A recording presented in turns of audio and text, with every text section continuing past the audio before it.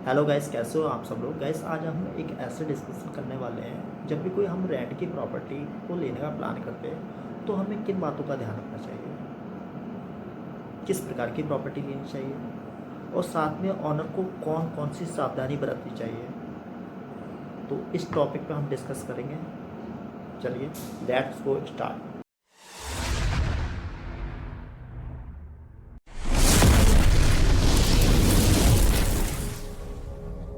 तो गाइस, जब भी आप प्रॉपर्टी रेंट के लिए देख रहे हैं, उस पर वर्किंग कर रहे हैं, तो सबसे पहले आपको ये वर्किंग करनी चाहिए, आप जिस लोकेशन पर प्रॉपर्टी आप देख रहे हैं तो वहाँ से ऑफिस डिस्टेंस कितना दूर है, बच्चों का स्कूल कितना डिस्टेंस पे। क्योंकि कभी कभी चीज़ें ऐसी हो जाती है, प्रॉपर्टी तो आपको एकदम वेल एंड गुड एकदम बढ़िया प्रॉपर्टी मिल जाती है, सोसाइटी वाइज या लोकेशन वाइज सब कुछ।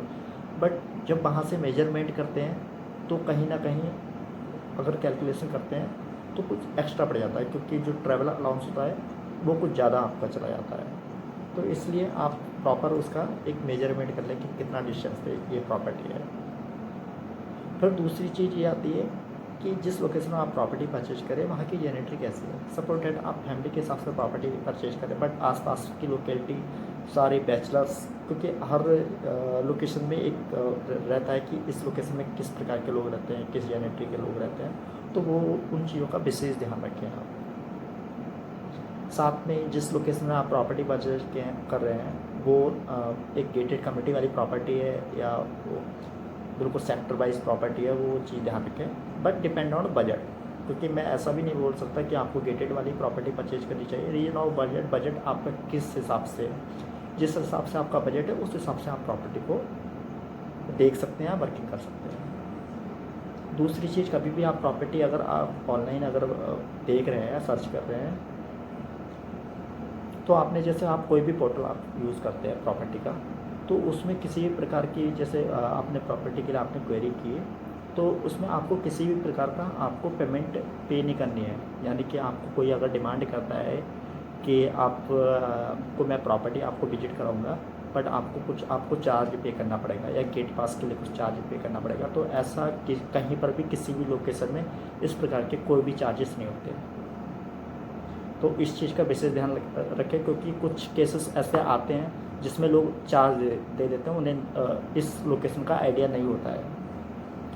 क्योंकि ऐसा नहीं है कि आप जिस लोकेशन में रह रहे हो सकता है आप कहीं आउट ऑफ स्टेशन से आप लोग यहाँ पर शिफ्ट होने का प्लान कर रहे हो, तो हो सकता है आपको यहाँ का आइडिया नहीं हो। बट ऐसा कुछ होता नहीं है, कहीं पर भी किसी भी लोकेशन में जाते हैं, प्रॉपर्टी को जब तक आप उस प्रॉपर्टी को नहीं लेते हैं या परचेज नहीं करते हैं, तब तक आपको किसी भी प्रकार के आपको चार्ज पे नहीं करना पड़ता है।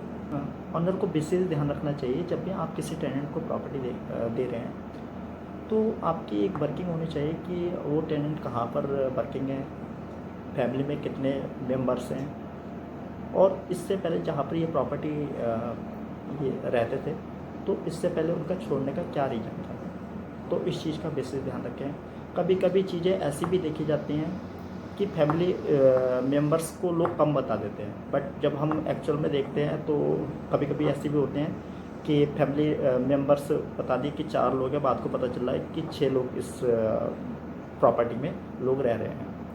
तो इस चीज़ का भी आप विशेष ध्यान रखें।